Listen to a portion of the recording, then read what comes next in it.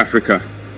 This continent which has suffered so much and which continues to suffer because of the imperialists. These imperialists have only one cliché in mind: Africa is the empire of slaves. This is how they see Africa. For them, Africans belong to them. Our land belongs to them. Our basements belong to them. They have never been able to change software until today. It's deplorable. But how does he do it? It is unfortunately since the 1960s that these 6,000 acres of independence were given to Africa. They just placed local valleys at the head, according to them, of their sub-prefecture to be able to continue to supply them. These local valleys that we are going to describe today as living room slaves have no other guide than to seek to live like the master, to satisfy the master, and to do everything that the master dictates. They steal, they plunder our states, take everything to the master, and their wealth is kept with the master. They do everything to live like their master and always satisfy him. When the master commands, they execute. Do you know who these parlor slaves are? We will explain to you what it is. These are individuals who have no dignity, who have no morals, who have no personality. But the slave master always knew how to identify these individuals. They are always ready to betray their brother to satisfy the master. They have betrayed us since independence, and others continue to betray us until today for the benefit of their master. These individuals always continue against all odds to plunder Africa, to help the master to plunder Africa. They like to say it every year.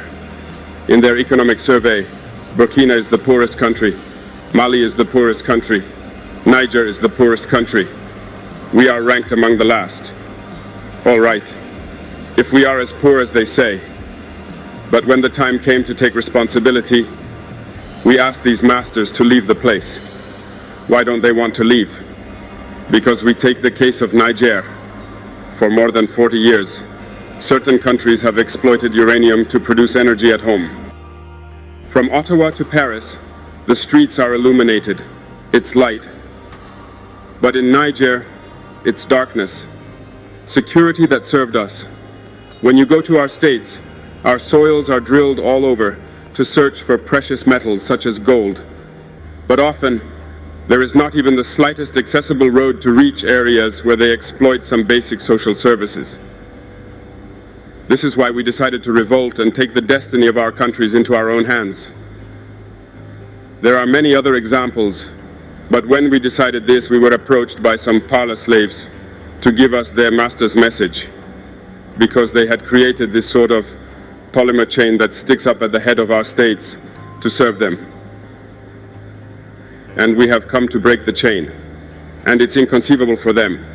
They therefore approached us and asked us to join the ranks to form part of the elite who must lead Africa, because they have a trained and formatted elite who must follow, who are embedded in this chain.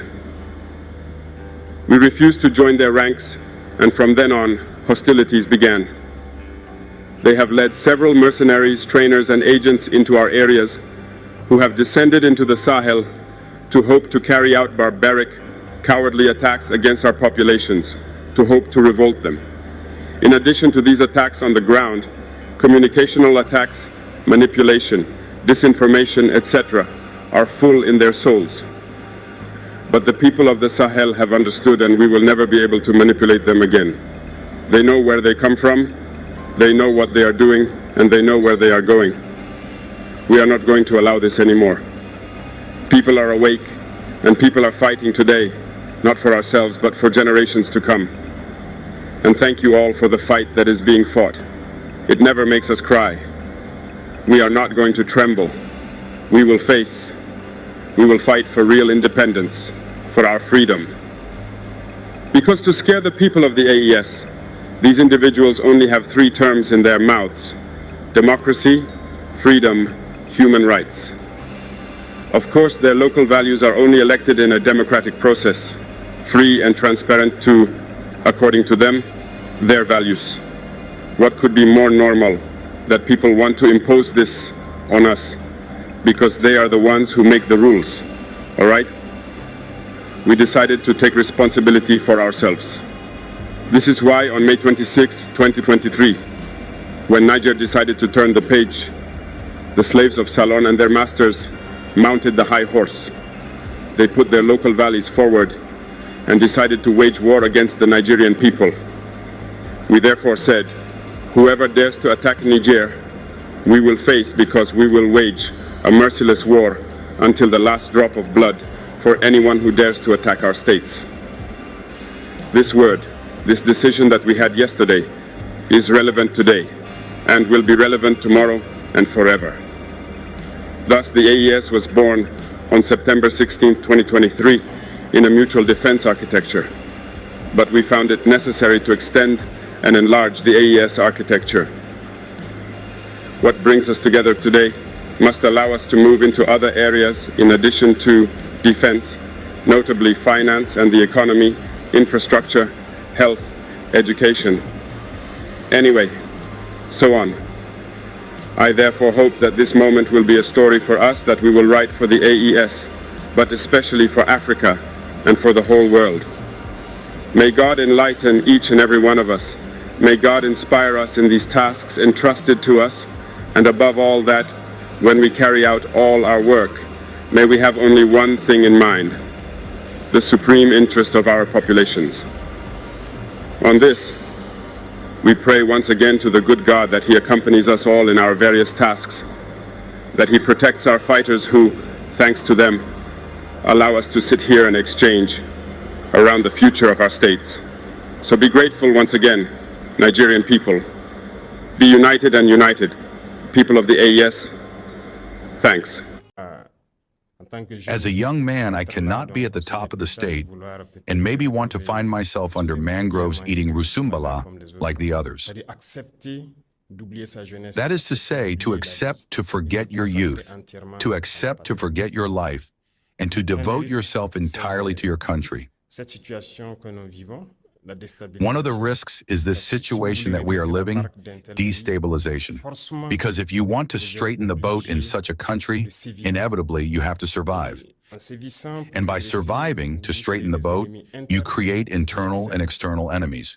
So we have to face this situation of destabilization, of murder, and of everything. Because we have affected the interests of many people. There is social inequality, there is corruption, there is poor management of public health.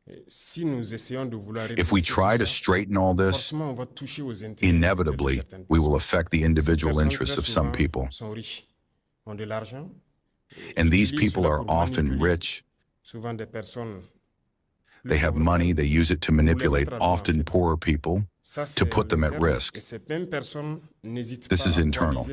And these same people do not hesitate to coalesce with the imperialist forces who spend their time trying to impoverish us. The other side are these external forces. There are many countries today that we have on our backs. We have no choice. We have to do it. If we want our country to be independent, if we want our sovereignty, if we want Burkina Faso to eat at their expense, if we want our children to go to school without paying a penny, if we want tomorrow the malaria, which is one of the most common diseases in Burkina Faso, so that we can heal our population, in some words, at zero cost. Some dreams that we have, but we will have to make a lot of concessions. We will have to prevent certain powers from pillaging us, and that creates a lot of enemies. So we are prepared for these situations. We live them as normal, in fact. It does not frighten us, it does not scare us. It still gives us the courage to move forward, because through these events we know that the directive line that we have chosen is the best line for our country, for our people. So we live it like that. And the plotters, actually, we have spent 2 years raising awareness, talking, putting people on guard. But it was necessary for the Burkinabe to see for themselves how far certain Burkinabe can go against the country. If we had started to serve in a certain way, it is not obvious that you will understand us. Captain Thomas Sankara was misunderstood at some point, maybe because they started strong, but we had to let the people see, understand what these plotters are, communicate with the people. The audience of Bobo Dioulasso would like to know what the fate reserved for these plotters is. As we said, from this moment on, I will not go into details. Everyone will take responsibility. If someone takes such a step, he assumes all the consequences. We will not advise anyone or put people on guard. Let's go back to the case of Barcelogo. An audience member would like to know what really happened. But I think Barcelogo was personally targeted because Barcelogo and I have a history. Barcelogo and the situation of the country have a history. In July 2022, you may be able to contact Barcelogo. I challenged a lot of orders to intervene so that Barcelogo does not fall. I sacrificed a lot of things to Barcelogo. This is the place for me to thank a lot of people who supported us in our maneuver. I think they targeted Barcelogo because it was going to affect me. That was the objective. I do not want to go into certain details. Maybe one day we will have the opportunity to talk about it. Your reaction to the speech on the political orientation of the fire of Captain Thomas Sankara is a concern of Ile Budo of Ouagadougou. It is true. We have chosen the date of October 2nd for the launch of the Patriotic Day of Patriotic Engagement. It is precisely to corroborate with the DOP. Because this speech was a reference. I think that some countries far from our sub-region use this reference to develop. They make us understand because they accused a lot of things of this speech. We are inspired by this news and we adapt it to the context. There are some things in its time, in 1983, that cannot be done today, but we adapt it step by step. Thomas Sankara was too much ahead of his time. I think that all this means that he was not understood, because he saw things that others did not have the opportunity to see. His vision was much more ahead. But today we realize that we should have, every time we ask ourselves these questions, should we not have? Should we not have? It has already happened. But I think that it is a new speech. It is the same vision for a total sovereignty of our country. I think that we should join this launch. I would like to know what is the morale of the troops with this validity of destabilization. I would say that the morale of the troops is at a fixed level. Because to engage, to defend the country, you know that when you're a soldier, there is another state of mind. It is natural in the army. To get up, take your backpack, your weapon, and go to the front is not given to everyone. But generally in the head of the soldier, when he leaves, it is with pride. He knows what can happen, but it is with pride that he leaves. And today, with what we have put in place, we are trying to make an effort through the support of the people. Many soldiers are really proud to be soldiers. That is why they give their body and soul. And with all the support that the people also make in their place, I think that it can only boost the morale. It is true that this situation of destabilization does not affect them, but it gives them even more courage to fight. They understand better why they have to fight for their country. They know that it is not for nothing that we are trying to destabilize ourselves. Despite the fact that we were able to change the situation in terms of equipment, training, if people still try to destabilize it, gives more arguments to the military to boost their morale and to fight. Thank you. Hervé Kabor joined us for the questions of the listeners. Hervé, it is your turn. Yes, Chantal Nikiman. My question is to Mr. Alassane Ouedraogo, who is calling us from Kaya, in the North Center. He asks, after the attack of Barsalbo, the public opinion wonders if sanctions have already been applied to the meeting of the responsible and accomplices, or are we in terms of justice and reparation for the victims of this tragedy? That is the question of Mr. Ouedraogo Alassane from Kaya. Thank you, Hervé. Mr. President, you have the floor to answer Mr. Ouedraogo. Okay, thank you. It must be said that after every attack since we have been there, after each attack, we try to analyze the situation to understand what worked and what did not work. As long as we can't do it, we can't improve the situation. So naturally, after the attack of Barsalbo, on a military level, we must analyze what happened, what worked and what did not work. We are almost at the end of this investigation. I think the military authorities have been to Barsalbo several times to investigate, to continue to investigate through Kaya. The responsibilities will be set in a few days. I am waiting for the result of the report, and the sanctions will fall. All the attacks, that's what we do. There have been attacks where we have often brought some people to their knees who have failed in their duties. Because we don't have a choice as long as we are committed and we feel that the failure comes from the device, we have to get rid of it. So we are waiting for the final report to act. Regarding the victims, it is natural. We have adopted laws so that the children of those who would have lost their lives in this war, we recover them as a treasure of the nation, and those who have fallen, we take them as martyrs. The government is permanently on the side of the population to be able to take charge on the psychological side, on the humanitarian side, health and everything, of all the members of the families who have been affected by this tragedy. Hervé Kabor has questions from the listeners. He joins us once again. Yes, I speak directly. Obviously, the listeners have still sent questions. This is Mr. Thomas Kafando from Zinhari. In relation to the local consumer, he asks, what are the strategies for an endogenous development based on made in Burkina products? And then Mr. Karim Zongo from FADA asks, you have governmental teams who are currently meeting the usual leaders. What are your expectations? Thank you, Hervé, for these two questions. Mr. President. Okay, thank you very much. I see that the concept of local consumer has been launched. It is very important to us. If you notice, first of all, in terms of investment, the first steps we took were an analysis of a certain number of factors. First of all, we have to promote what our artisans are putting into practice. That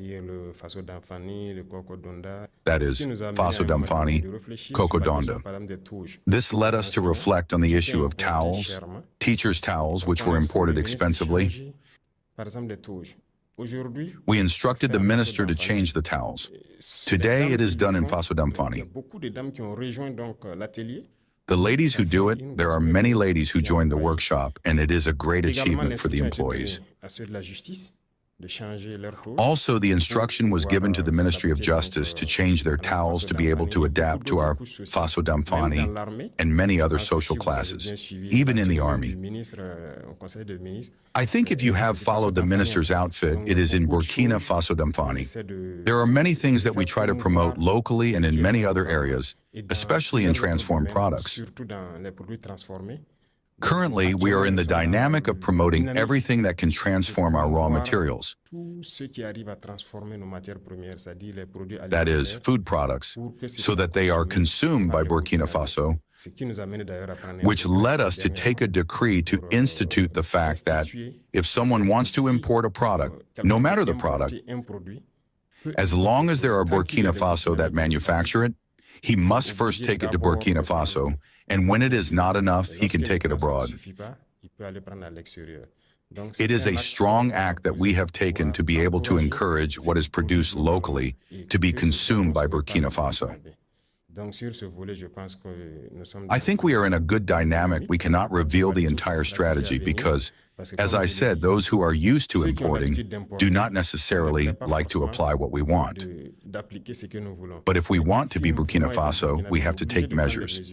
It will not please others, but it will please a lot of people. I think that is the most important thing. Mr. Kago, I would like to know your expectations concerning your government teams that are on the ground. Yes, these are outings that were planned a little while ago. It is like the first outings that coincided with the events of Barcelona. We had planned several outings. When the event arrived, we told people to go and make the program. During this period, we stopped the Council of Ministers for a week. We want the ministers to go to the populations to acquire realities, to see the realities of the people and to come back. A minister is at the level of the decision. If you are just in Ouagadougou and you cannot understand the deep aspirations of the people, it is complicated. So this program will not be the first time. It will not be the last time. They went to the populations in all regions to acquire realities, to understand the difficulties. And I think that each minister will rearrange his program according to the real needs of our populations. It is the same state of mind that led us to go to the leaders, because we want to put them back in their role. Their role is to maintain social cohesion, unity, peace. They have to assert themselves. They have to help us educate the youth. These are the messages that are brought to their place. Whatever we say, they are key actors of our society, and we want to put them back in their role so that they can help Burkina Faso to return to its ancestral values, which are values of peace, unity, and cohesion. Thank you for these insights. Mr. President, the news, security, and defense are closely linked. As we gather the concerns of the listeners, 2 years ago, under your impulse, Burkina Faso engaged in a total war against terrorist armed groups. Today, what is your assessment of the reconquest of the national territory? Thank you. We will stop talking about the situation on the ground because it is the essence of our fight. As you can see, I think that as soon as we started our actions, there was another face of terrorism that Burkina Faso has discovered. So it has challenged us a lot that it is not just terrorism. I think that the objective of these people is even greater than that. The last time I spoke about the fourth generation war, they manipulated a lot of people to put them against their brothers. Today, you look at the terrorists and at us, they are young people who are dying. So we have to stop it. We have to stop it quickly. To do it, we had to arm ourselves with courage, train ourselves, recruit, because the staff, the equipment, nothing was up to the task to be able to face it. I remember that the terrorists said that on December 31st, 2022, they were going to celebrate the end of the year in Ouagadougou. Then when we did the analysis, we realized that they could do it. What was going to stop them? I don't see. With the number they had, the dormant cells, if they activated on December 20th, they could celebrate in Ouagadougou. Nothing could stop them, unless we call on the same powers that created them to intervene and enslave us. So when we took our responsibilities, you saw very quickly that we started to recruit both in the military sector and also at the level of the VDP to try to contain the threat. Today, the army is much more equipped than it has ever been, but we say that this is nothing. The equipment will come 10 times, many times more efficient than what we have. We will continue to recruit to have a strong army, because independence, sovereignty, as long as you don't have a strong army, you can't assume it. So it will continue in this sense, and we will continue to face the threat.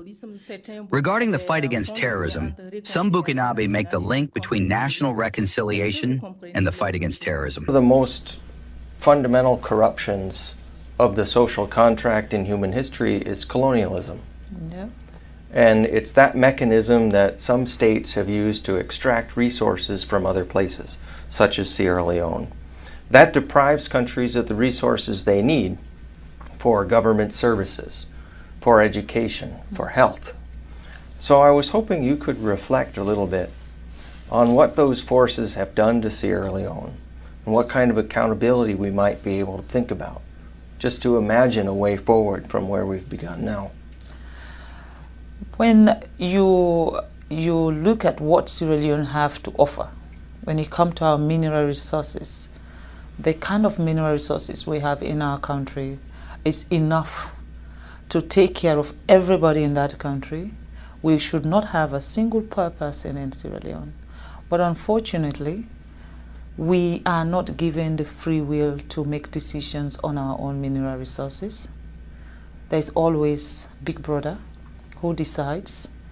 And when you fight and say, no, we are not going to do this, they use the system to stop you. It's either they set you up with the opposition and they'll be supporting the opposition against you from the back, or they cause unnecessary chaos in your country so that you are not able to even govern your own people. They will do things to make you not to be functionable. And of course, any country that don't have peace cannot develop.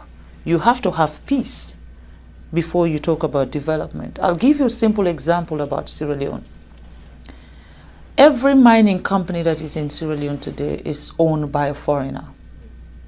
Every mining company. If it's not the Chinese, it's the American, it's the British. Our electricity, Bumuna, is run by the British, and we still don't have light. We're looking for light, electricity. If you don't have electricity, how can you talk about education? How can you talk about health facility? How can you talk about improving the infrastructure of your country? We don't have electricity.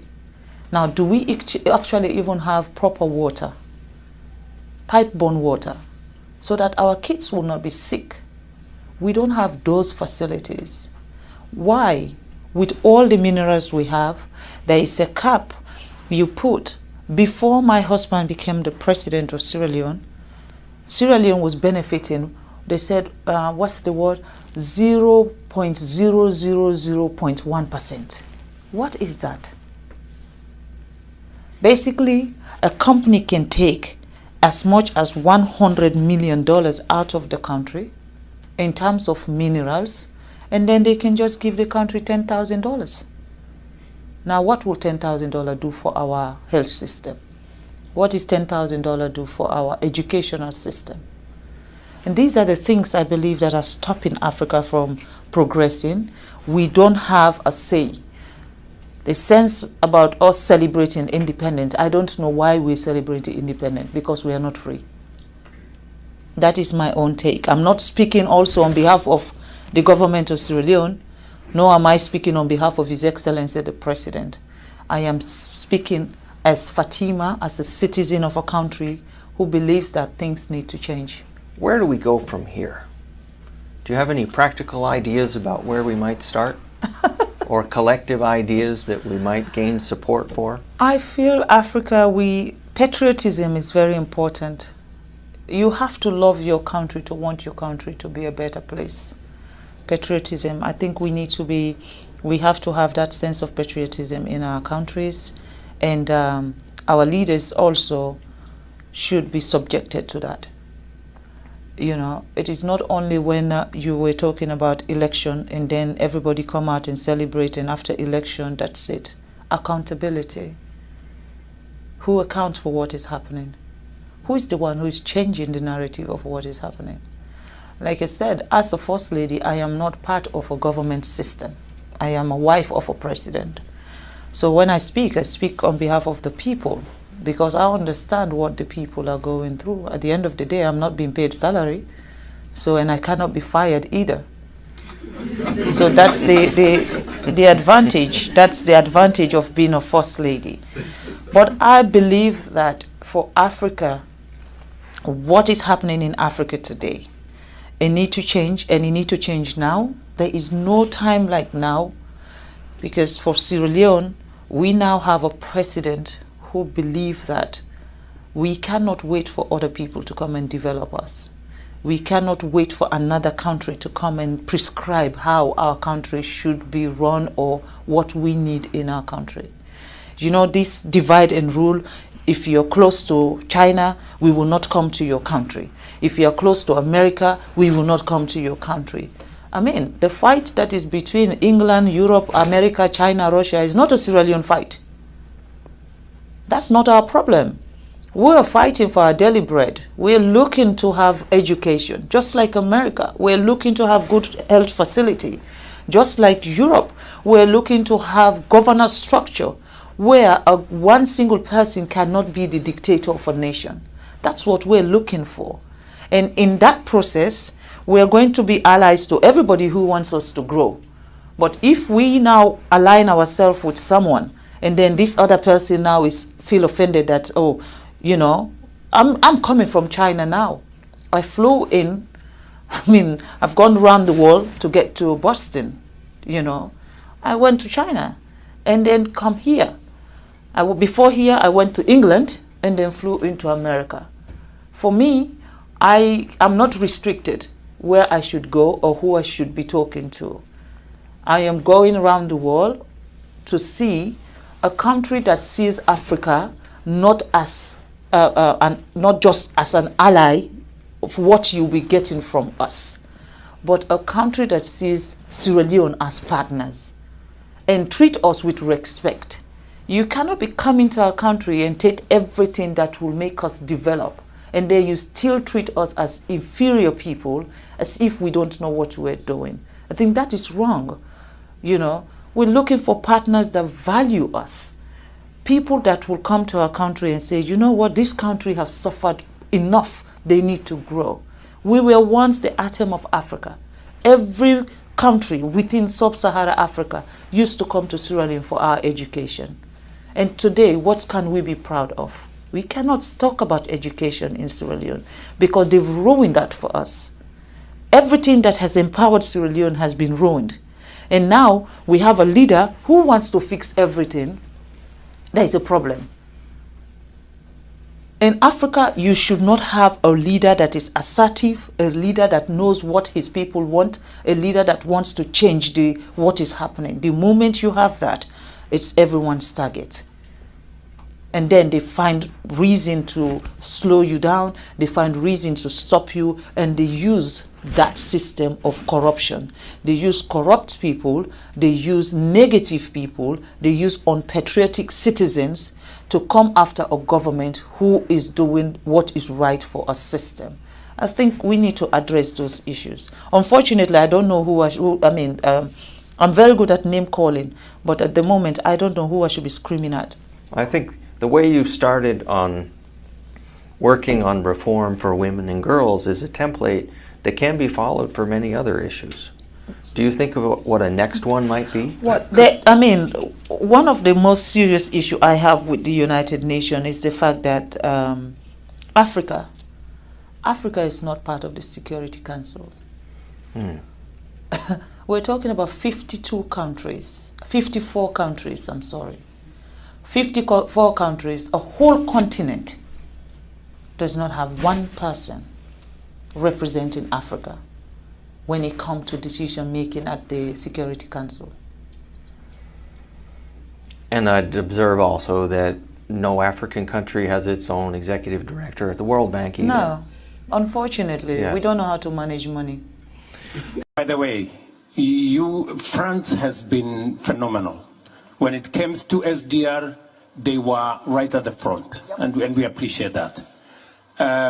What we are saying is different. It's not what you're saying. You're saying is good, but it's not what you're saying.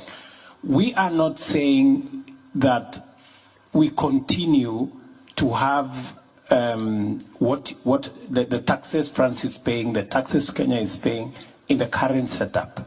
Those are national issues. We need a financial transaction tax at a global level where even countries like Kenya pay. We do not want anything for free. You will pay more eventually because you have a bigger economy. We will pay commensurate to our economy. And we want those resources controlled not by IMF and World Bank. Because IMF and World Bank, you have the final say. We don't have no say. We want another organization of equals, where you have as much say because you pay, as much as we do because we also pay. That's the organization we are looking for. And that is why we are saying we need a new financial architecture, where governance, where power is not on the hands of a few people. We can agree on the governance of the institution. We can agree on the sharing of power so that all of us have access to resources that go to making sure, number one, renewable energy. We invest in decarbonization. Number two, adaptation, mitigation, smart agriculture. Number 3, restoring our planet, restoring our biodiversity, and making sure our carbon sinks work. This is what we are saying, and we would appreciate a little understanding. We want to be, we are talking the normal. If we continue talking the normal, Emmanuel, we will never solve this problem. Things are not going forward, they are going backwards. Tokenism, installment will not solve this problem. We have a much bigger problem than the installment we are discussing here will solve. You're not hearing us. I will, if I may, Yeah. I will answer you in 2 words to conclude. No, but And let me just finish one more. When Ajay was saying 1 to 5 or 1 to 1, who is 1 and who is 5? Private sector versus who is 1 and who is 5? $5 of private sector mobilization for every dollar of money that comes in. 5 for private. Surely, Ajay. How do you persuade the private sector to bring their money for public good? Private sector is driven by profit, my friend. I mean, unless you persuade me otherwise. Hi guys, welcome back once again to my YouTube channel. I'm B-Boy. Remember, if it's for the first time you come across my video, don't forget to like this video, subscribe and share. I really hope you avoid the food trip. And President Ibrahim Traore has a very courageous message and a very informative message to all the black Americans.